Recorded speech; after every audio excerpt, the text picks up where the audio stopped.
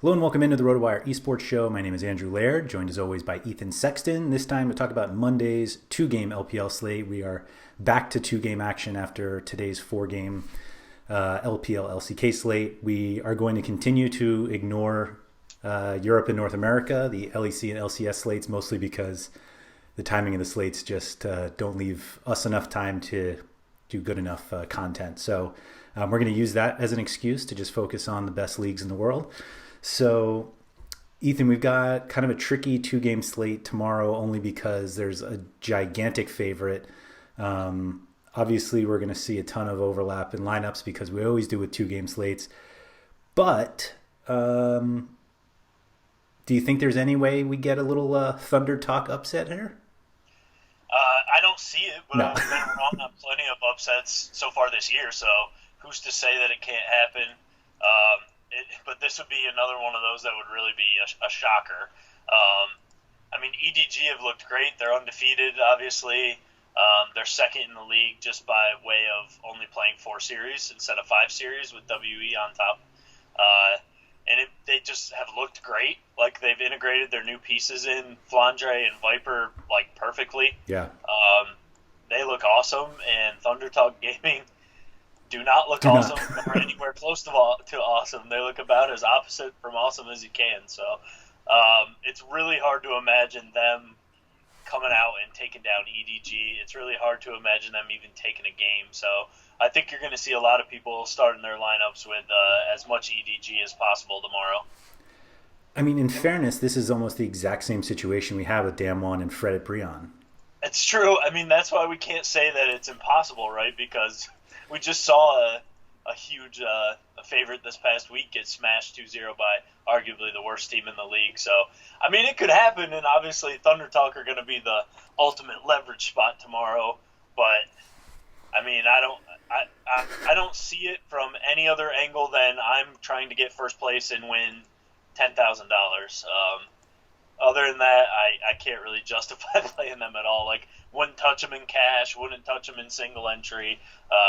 But yeah, MME. Take your shots. If it happens, they're going to be low owned, and you're going to knock out a crap load of the field just by how many EDG lineups there's going to be tomorrow, surely. So I think what got me about that Damwon upset is that it's not like a Fred at Brion stack one.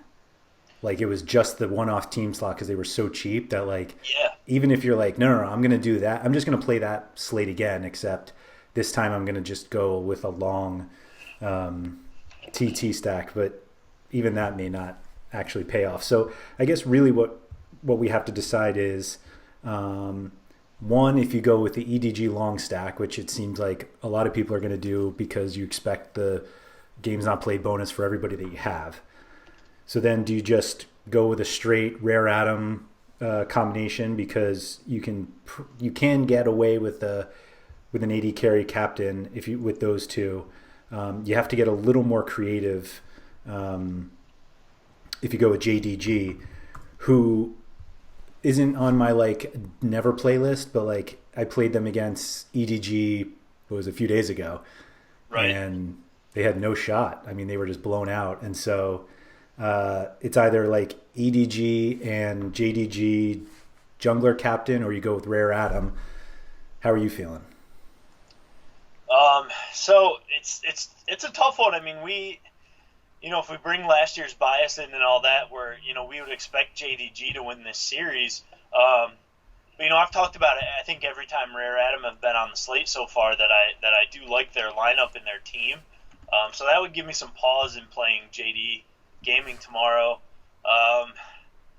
It's a difficult one. Like, JD Gaming are definitely the better team on paper, but they haven't looked great so far this year. And I do think Rare Atom have a team that could definitely cause an upset and take them down. I wouldn't be surprised at all, but I think that's going to be that could end up being a really popular build, though, as people go EDG with their long stack and then they fill in with Rare Atom, and we end up with a ton of duplicate lineups. It's tough because I would think JDG should win, but they haven't played well at all this season. in fairness, Rare Adam haven't looked great, even though I like their lineup. So, do we expect JD to bounce back? Do we think Rare Adam can take him down? Could really see it either way. It's tough to kind of a tough one to figure out in that sense. Even though from past reference, we would expect JD Gaming to have no problem in this matchup. So it's a tough one. I think another thing like we got to consider a little bit is with JD Gaming struggling. If they lose game one, do they start subbing in people? Because they do have some ample, guys that can play. They don't have scrubs for backups like GA. We saw him start the season and he wasn't great, which led him to bring Yagao back in. But he's a competent mid laner. And then they also have Mystic that is backing up Loken. We haven't seen him yet this year, but historically, Mystic was always a really good player when he was playing for WE in the LPL. And then last year he was on an Africa team that wasn't the best, wasn't the worst in the LCK, but he played pretty well overall. He wasn't like amazing or anything like that, but I guess my point there is just that they have two solid backups and guys that are pretty good players. So if they drop game one with their season already being a little shaky, do they start bringing these guys in to change up the lineup? So that's something to consider for tomorrow as well. I know I'm going to get stuck with that one. I mean, theoretically, if you think that one goes 3 and is fairly close, like I wonder if you can actually do like a 4-2-1. With an EDG one-off. No, I mean like 4 EDG and then okay, yeah. and then two Rare Atom, 1 JDG, or flip those. Like, I just don't see anybody using a Thunder Talk one-off to try to differentiate. No, I mean, but like to your point though, we saw the one-off with the Fred at Breon slate in the team slot, and it paid off that day. But does it work out if they don't win? I didn't calculate it. You know what I mean? So it's hard to say. I mean, I think that they were 3,800 their team slot that day, and Thunder Talk is 4,000, so they're only $200 cheaper. But does that end up being a way people look? I mean, to me, and I would have said the same thing for that Fred at Breon Damwon series. So it is what it is. But I can't see Thunder Talk Gaming taking a game the way EDG have looked. So it's really hard to imagine. So yeah, maybe the one-off or the interesting parts of the lineup come from like a Rare Atom, one-off or two-off or something like that. You play their team slot in one other role and then stack JDG and EDG on top of it. And if you get a 2-1, maybe Rare Atom or whoever loses scores enough in a loss that you're okay. Because you can jam in. Yeah, because to your point, that's a way you can jam in the big favorites from both teams. So could be a way to go. Just to, it's a 2-game slate. You got to get a little weird, so it could be a good way to differentiate things without being too crazy. Who's the JDG guy you throw out for a Rare Atom one? Like if you're going to only use, like let's say you're using 4 for EDG. I don't want to like build a lineup here, but like who are you? Like the problem I have with JDG is that I kind of like all of them, and so like. Yeah, I mean the spots I would personally look would be probably like support and top lane, but it's kind of weird in that sense because the reason I would do it is because support and top lane are the two roles that aren't getting as much kill participation and upside this year. But then you're taking the lower upside roles from the lower upside team. So right. Is that really the smartest way to do it? I'm not sure. I mean, I would probably, if I was going to put like Rare Atom in and use them in 1 or 2 spots, I think I'd definitely take their team slot because if they win a game and then they can get enough objectives even if they lose 2-1, if they win a game, get enough objectives even in the games they lose, it could potentially pay off. They're not that cheap though. I mean, they're only $400 cheaper than JD Gaming's team slot, so you're really not able to save a lot of money by using them.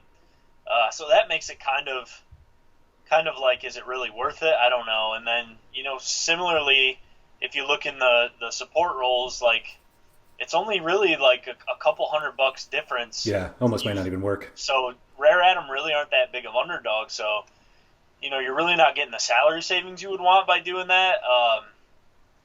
I don't know. It makes it tough. I think that's probably why, like, if people are going to take a small shot on Rare Adam, they might as well go all the way and just use them as their secondary stack tomorrow, and then jam in as much.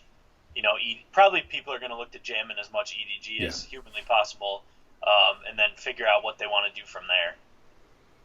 Yeah, it seems like the way to get to differentiate is probably to long stack the others, like go do EDG in a short stack and just hope that the other side, whoever you long stack, just blasts, and hope that EDG can win 2-0, but not anything, no huge kill totals or anything, so that the other one makes up for it. But right, yeah, that makes it a little tricky for tomorrow. But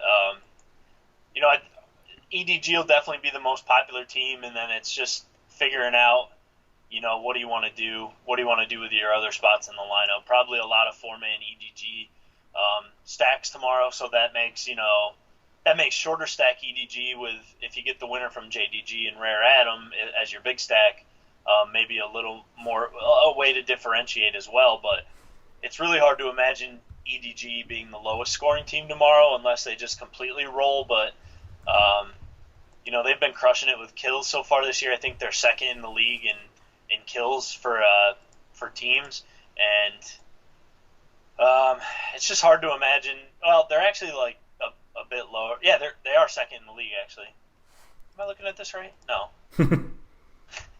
I think I screwed something up here. No, they're not second in the league in kills. They're like 5th or 6th in the league, but pretty. They're one of the teams that push the pace a bit more. So even if they completely stomp Thunder Talk like we expect, there's no reason to think they can't put up high kill totals. Right. Let me see if I can. I have them. Thunder Talk have given up 112 kills, and they've only played 7 games. So they're giving up quite a few kills per game. So it's hard to imagine, even in just a 2-game stomp, that EDG just don't come out as the highest scoring team tomorrow. So I think that's why you'll see a lot of 4-man EDG stacks getting put in there, and a lot of people will be starting their lineups that way for good reason. Yeah. Oh well, we'll look to differentiate on another slate then. All right, if you guys have enjoyed the video, if you just hit the like button below, feel free to subscribe to the RotoWire channel as well. That gives you delivery of all of our videos for all the sports that we cover: League of Legends, NBA, NHL. There's a little football left, so there's that, and then we'll be starting baseball up pretty shortly. So, Ethan, thank you for that, and good luck tomorrow. All right, same to you, man.